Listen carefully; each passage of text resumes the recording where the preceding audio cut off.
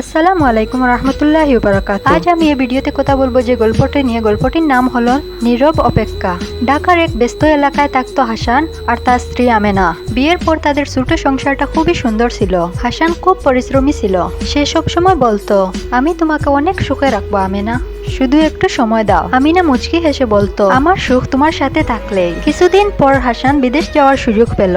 সে ভাবলো, কয়েক বছর কষ্ট করলেই অনেক টাকা রোজগার করে সুখের জীবন গড়ব। বিদায়ের দিন আমেনার চোখ ভিজেছিল। তাড়াতাড়ি ফিরে আসবেন। হাসান বলল, খুব তাড়াতাড়ি। প্রথম দিকে সবকিছুই ঠিক ছিল। প্রতিদিন ফোন, খোঁজ খবর, ভালোবাসার কথা। কিন্তু ধীরে ধীরে ফোন কমে গেল, বার্তাগুলো ছোট হয়ে গেল, ভালোবাসার কথাগুলো হারিয়ে গেল। হাসান এখন ব্যস্ত, কাজ, টাকা, নতুন জীবন নিয়ে। আমিনা একা ঘরে বসে থাকতো, স্বামীর পুরনো মেসেজ পড়তো, তার দেওয়া শাড়ি জড়িয়ে কাঁদতো। প্রতিদিন নামাজ শেষে দোয়া করতো, হে আল্লাহ, আমার স্বামীকে আমার কাছে ফিরিয়ে দিন, আমাদের ভালোবাসা আগের মতো করে দিন।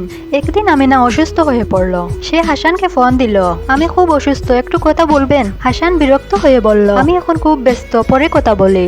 এই পরে আর আসেনি। দিন যেতে লাগলো।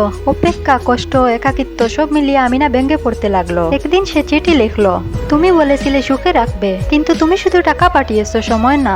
আমি তোমাকে চাই, তোমার টাকা না। কয়েকদিন পর হঠাৎ খবর এলো, আমিনা আর নেই। অসুস্থতা আর একাকিত্ব তাকে শেষ করে দিয়েছে। এই খবর শুনে হাসানের পৃথিবী অন্ধকার হয়ে গেল। সে সবকিছু ফেলে দেশে ফিরে এলো, কিন্তু তখন অনেক দেরি হয়ে গেছে। স্ত্রীর কবরের পাশে দাঁড়িয়ে সে কাঁদতে লাগলো, আমিনা, আমি সবকিছু দিতে চেয়েছিলাম, কিন্তু তোমাকে সময় দিতে পারিনি। তার হাতে তখন সেই চিঠি। ভালোবাসা শুধু টাকা আর উপহার দিয়ে নয়, সময় আর যত্ন দিয়ে টিকে থাকে। দাম্পত্য জীবনে যোগাযোগ সবচেয়ে গুরুত্বপূর্ণ। অবহেলা সবচেয়ে বড় কষ্ট, যা ধীরে ধীরে সম্পর্ককে ভেঙে দেয়। দেরি হয়ে যাওয়ার আগে প্রিয় মানুষদের মূল্য দিতে হবে। ভিডিওটি ভালো লাগলে লাইক, কমেন্ট, শেয়ার করে অন্যকে জানার সুযোগ করে দিন। আসসালামু আলাইকুম রহমতুল্লাহি ওয়া বারাকাতুহু।